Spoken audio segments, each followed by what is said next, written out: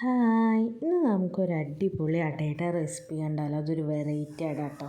ഇതുപോലെ പഴം നല്ല പഴുത്ത് കഴിഞ്ഞാൽ കഴിക്കാൻ ഇഷ്ടമില്ലാത്തവരാണ് നിങ്ങൾ, ഇന്ന് നല്ല അടിപൊളിയായിട്ട് നമുക്കൊരു അട ഉണ്ടാക്കാം കേട്ടോ. അപ്പോൾ അതിനാവശ്യമായിട്ട് സാധനങ്ങൾ: പഴം, റവ, അരിപ്പൊടി, ഗോതമ്പ് പൊടി താല്പര്യമുള്ളവർക്ക് അതെടുക്കാം. പിന്നെ നെയ്യ്, ഏലക്കായ, ശർക്കര, ഒരു നുള്ളുപ്പ് കേട്ടോ.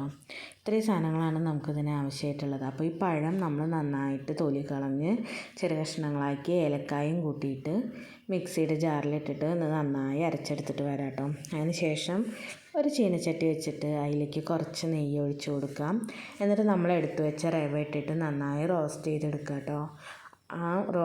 നന്നായി റോസ്റ്റ് ചെയ്തതിന് ശേഷം നമ്മളെടുത്ത് വെച്ചിട്ടുള്ള അരിപ്പൊടി ഇതിലേക്ക് ഇട്ട് കൊടുത്തിട്ട് നമ്മൾ ചെറുതായിട്ടൊന്ന് റോസ്റ്റ് ചെയ്തിട്ട് തീ ഓഫ് ചെയ്യാം കേട്ടോ.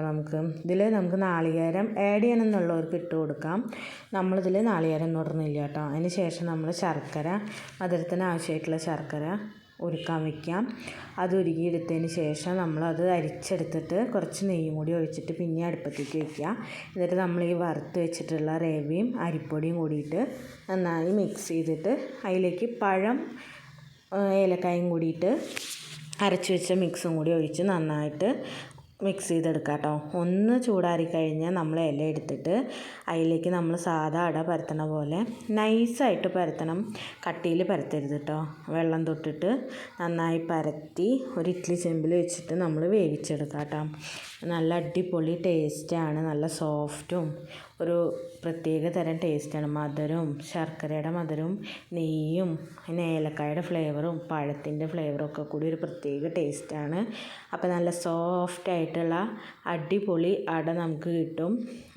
അപ്പോൾ നിങ്ങളെല്ലാവരും ഒന്ന് ട്രൈ ചെയ്ത് നോക്കണം. ഇഷ്ടപ്പെട്ടാൽ ലൈക്ക് ചെയ്യാനും ഷെയർ ചെയ്യാനും മറക്കരുത് കേട്ടോ. കുട്ടികൾക്കൊക്കെ ഒരുപാട് ഇഷ്ടമാവും. അവർ സ്കൂൾ വിട്ട് വരുമ്പോഴൊക്കെ ഉണ്ടാക്കി കൊടുക്കാൻ പെട്ടെന്ന് ഉണ്ടാക്കി കൊടുക്കാൻ പറ്റിയ ഒരു ഐറ്റമാണ് കേട്ടോ. അപ്പോൾ നിങ്ങളെല്ലാവരും ട്രൈ ചെയ്ത് നോക്കിയിട്ട് അഭിപ്രായം കമൻറ്റ് ചെയ്യാനും മറക്കരുത്. ഇഷ്ടപ്പെട്ടാൽ ലൈക്ക് ചെയ്യാനും ഷെയർ ചെയ്യാനും മറക്കരുത്.